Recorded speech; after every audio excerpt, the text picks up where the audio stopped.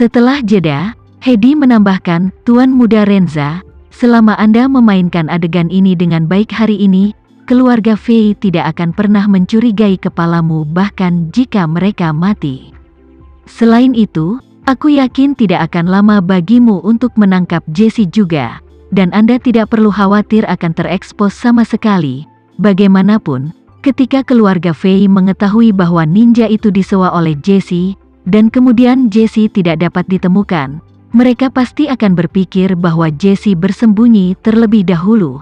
Bahkan jika keluarga Fei tidak dapat menemukan Jessie selama sisa hidup mereka, mereka tidak akan mengaitkan masalah ini denganmu.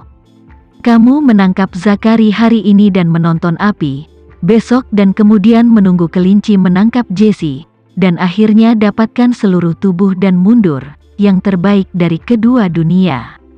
Semakin Tama memikirkannya, semakin dia merasa bahwa metode Hedi sangat layak, dan satu-satunya hal yang harus dia lakukan adalah menghabisi Hattori Kazuo atau menyembunyikannya. Namun, karena dia sudah berjanji untuk membuat mereka tetap hidup, maka tentu saja dia tidak akan menarik kembali kata-katanya untuk membunuh mereka.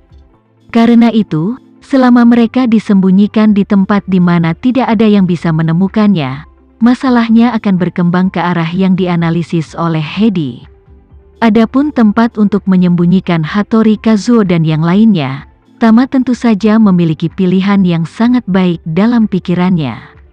Tanpa ragu, tempat terbaik bagi mereka adalah pergi ke Suriah. Analisis Hedi membuat Tama berseru, Paman Hedi, idemu sangat bagus. Ayo lakukan apa yang kamu katakan. Pada saat ini, Tasya tidak bisa menahan diri untuk tidak berbicara.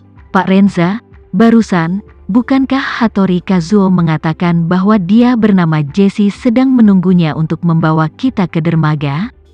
Mengapa tidak menangkap Zakari di sini dulu, lalu pergi ke dermaga untuk menangkap Jessie itu? Apa gunanya pergi ke semua masalah ini? Hedi tersenyum dan berkata, Nona Tasya, kenyataan berbeda dengan film. Dalam Gangster, Haonan menjadi pemimpin dan sering secara pribadi memimpin murid-muridnya untuk memotong orang. Bertanggung jawab untuk tangan, otak hanya bertanggung jawab untuk menggerakkan otak. Bagaimana bisa konduktor di belakang layar mengambil risiko menempatkan dirinya dalam bahaya? Tama juga mengangguk dan berkata, jika Jessie secara pribadi pergi ke dermaga untuk melakukan penyerahan dari Ninja Iga, maka orang ini tidak akan bisa hidup hari ini. Menurut saya, dia tidak hanya tidak pergi ke dermaga, tetapi dia juga telah membuat rencana yang lengkap. Mungkin ketika geng ninja muncul, mereka akan langsung membunuh mereka. Tasya dengan canggung tersenyum 2 kali, yah, apa aku terlalu banyak berpikir? Setelah mengatakan itu, dia bertanya pada Tama, Pak Renza, lalu bagaimana kamu yakin Zakari pasti akan datang? Jika dia terlambat, bukankah rencananya akan sia-sia? Tama berkata dengan serius, tergantung siapa yang pertama merajuk. Mengatakan itu, dia memandang Gema dan tersenyum, Gema, bantu aku melakukan drama nanti. Pada saat ini, Hattori Kazuo dan yang lainnya sudah memuat semua mayat. Dari 6 pengawal ke truk sampah melalui bagian internal disiapkan terlebih dahulu. Untuk memastikan bahwa masalah ini tidak akan terungkap, Hattori Kazuo telah lama memaksa Leron untuk membersihkan semua area di sekitar ini, jadi tidak ada kegiatan staf lain di area ini, yang sangat memudahkan mereka. Setelah itu, Hattori Kazuo dan yang lainnya, sesuai dengan perintah Tama, melanjutkan peran mereka sebagai pelayan dan kembali ke sekitar ruang VIP untuk melanjutkan pekerjaan pembersihan mereka. Dan saat ini, di dalam aula perjamuan, Zakari dengan cemas menunggu kabar bahwa ninja telah menyelesaikan pekerjaannya. Awalnya, rencana yang dibuat Jessie adalah setelah Hattori Kazuo menyelesaikan pekerjaannya, dia akan membawa pria itu pergi dengan truk sampah, dan saat ini akan mengirim pesan teks kepada Jessie yang memberitahu dia bahwa semuanya telah berhasil. Jessie akan membalas dengan pesan kode ke Zakari, menyampaikan kabar baik kepadanya. Dengan cara ini, Zakari tidak perlu berhubungan dengan Hattori Kazuo selama proses berlangsung. Ketika orang itu menghilang, Leron harus menanggung kesalahannya. Dia hanya perlu berpura-pura tidak tahu apa-apa, tidak ada yang akan mengasosiasikan dirinya dengan dia. Karena itu, Randall kini hanya menunggu jawaban Jesse.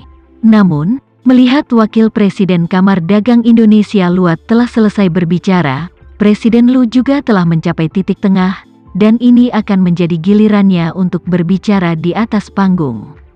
Namun tetap tidak mendapat kabar apapun, efisiensi ninja ini sungguh mengecewakan baginya. Pada saat ini, suasana hatinya menjadi lebih gugup. Dia gugup, tidak di depan begitu banyak orang untuk disapa. Tetapi dia tahu betul, menurut rencana awalnya tentang Gema, dengan Asosiasi Bisnis Indonesia, usai sambutan kedua ketua paguyuban, proses dilanjutkan dengan sambutannya di akhir. Dan di sini dia akan mengumumkan di depan umum makan malam amal malam ini dan perkenalan VIP kelas berat. Segera setelah itu, dia akan berada di atas panggung untuk mengumumkan bahwa ada tamu kelas berat di atas panggung. Saat ini, Gema akan keluar dari ruang tunggu, langsung menginjak panggung, untuk penonton untuk menjatuhkan bom berat. Makan malam amal malam ini akan mencapai klimaks. Tentu saja, proses ini di bawah premis tidak ada kejutan. Proses sebenarnya adalah Hattori Kazuo harus menyelesaikan tugasnya dan menculik Gema sebelum Zakari naik ke atas panggung.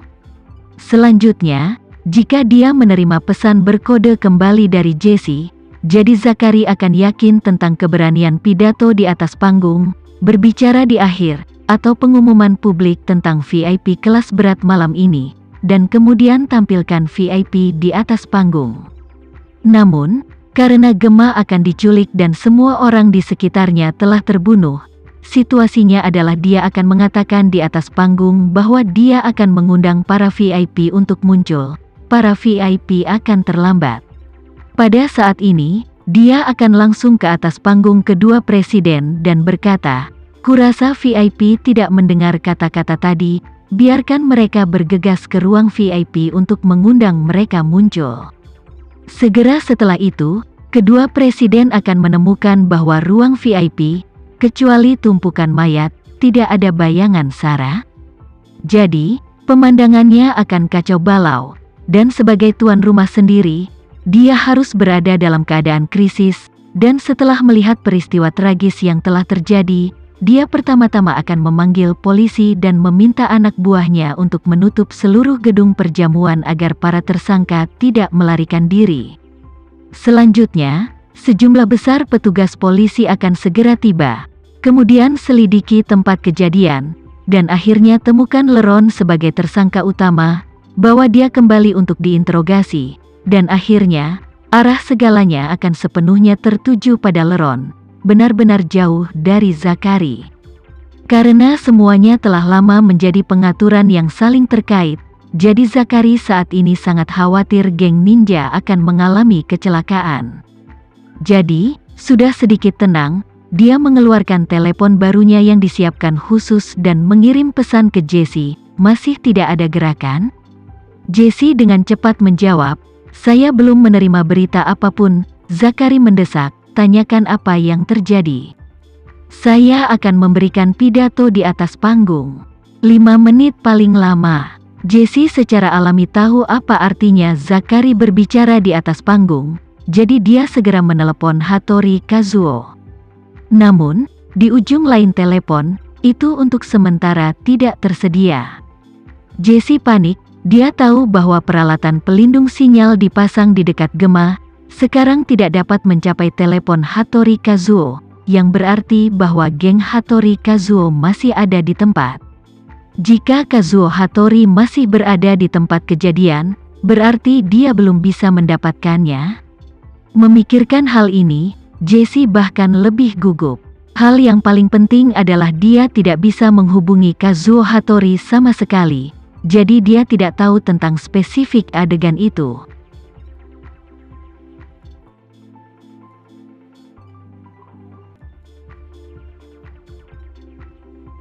Sekian dulu ya video kali ini. Kita lanjutkan lagi videonya di lain waktu. Oh iya, bagaimana menurut kalian? Semoga bisa sedikit menghibur kalian semua. Untuk teman-teman yang baru nonton, jangan lupa subscribe ya, hehehe. Dan kalau teman-teman ada yang ingin gabung langganan, bisa langsung gabung saja untuk dapat fitur yang menarik dan sedikit membantu Mimin. Terima kasih banyak sudah menonton, sampai jumpa lagi, bye bye bye.